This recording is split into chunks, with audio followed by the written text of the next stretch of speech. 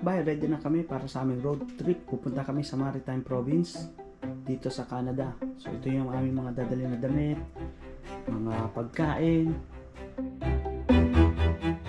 Since nakabakasyon kami sa aming mga trabaho, naisipan namin na mag road trip para makapag-relax din paminsan-minsan. So ayun mga kalakbay, ready na kami para sa aming biyahe. First destination namin, Rimouski. So good luck sa aming biyahe. Kasama ko ang aking asawa na si Nolji the Explorer at ako ang kanyang alalay na si Diego Bandido. See you! Bago kami umalis, nagpray muna kami kay Lord na patubayan kami sa aming biyahe.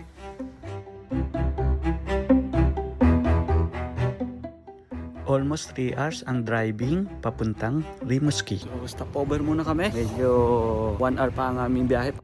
First stop namin, Parc National Dubic. Nandito na kami sa National Park. Tarin na natin to.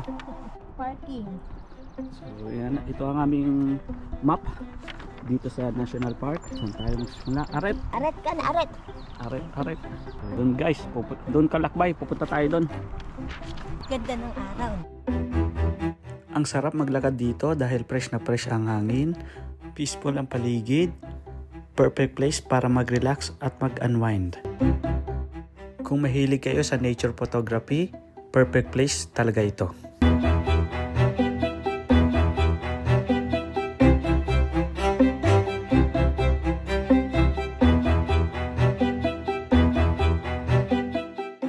Mga kalakbay, sana swertehin tayo makakita ng seal dito. Isa ito sa mga sikat na attraction dito sa park.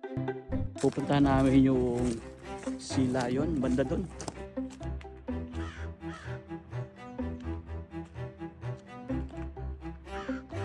Hindi natin makikita ng malapitan ang mga seal dahil medyo mataas ang tubig.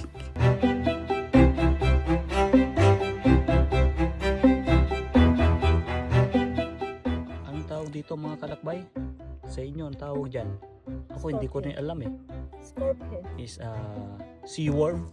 Mga kalakbay, kung mahilig kayo sa nature, highly recommended talaga itong park. After namin sa park, dumiretso na kami sa aming motel na aming pag-i-stayan for 1 night. Ganda. Ang liit lang niya pero Sulit siya para sa $115 per night.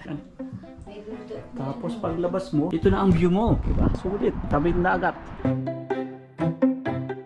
Thank you for watching. See you on our next travel.